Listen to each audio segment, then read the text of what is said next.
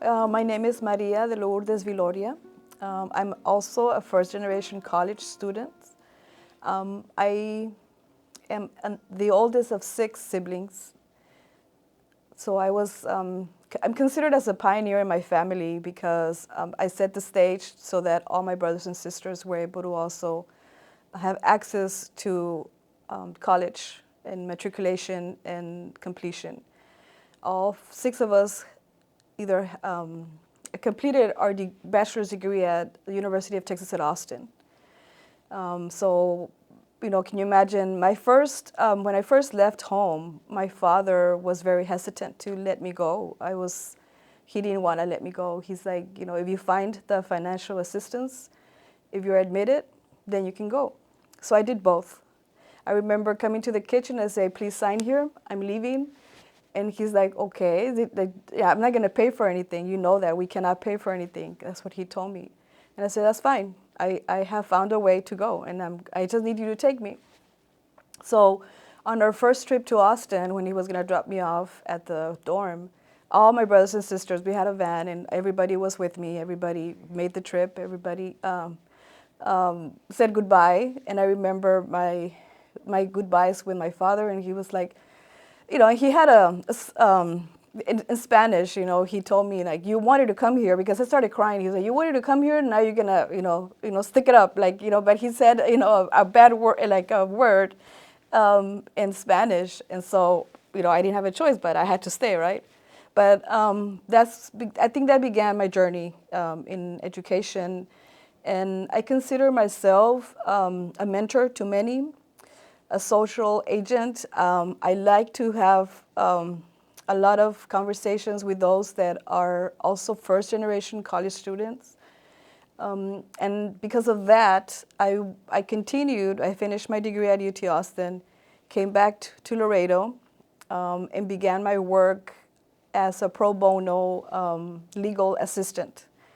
At the same time, I knew that I wasn't going to be able to have enough income to make it, right? So I looked for something else. So I ended up becoming an alternative certification teacher.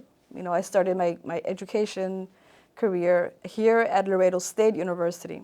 And I was part of the first cohort that was in the alternative certification program that now Texas A&M International has, right?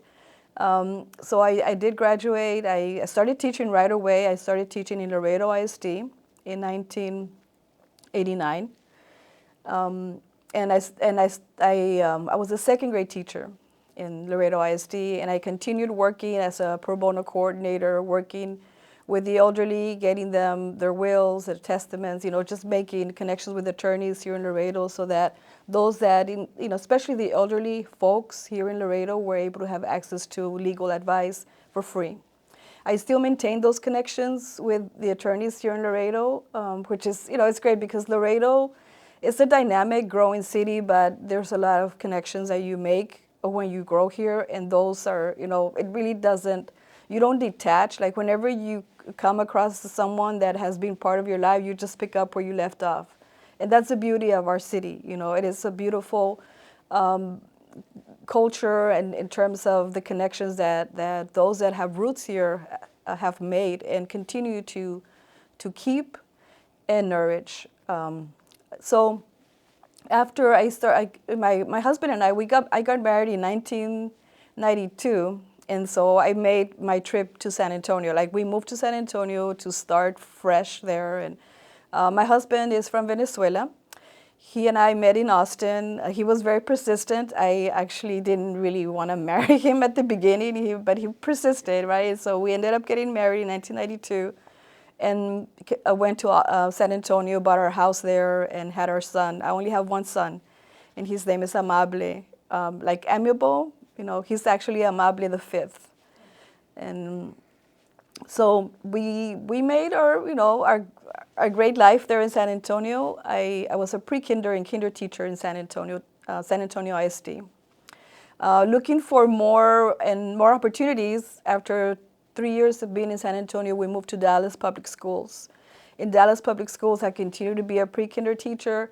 I was very fortunate to do by that time I was already enrolled in the Laredo State University in my master's program for the education administration.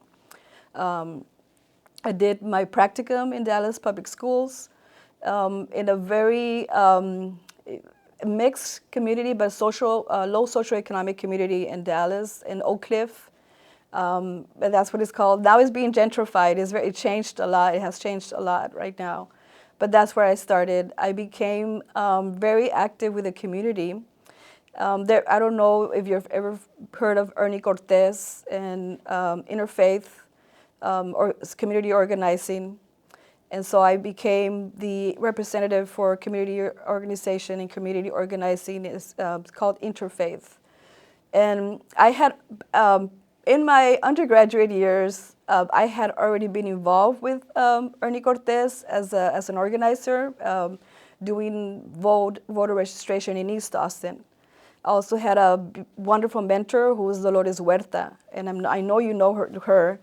I was able to be her intern for a whole semester while I was at UT Austin.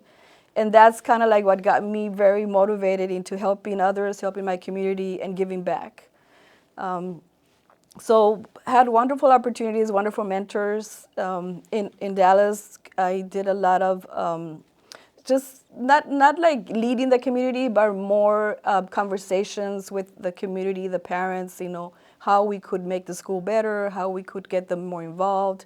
Immigrant parents, of course, navigating the system, So, through my work and my practicum work, I also was very close with the school principal. They didn't have an assistant principal, so I was kind of like the go-to person.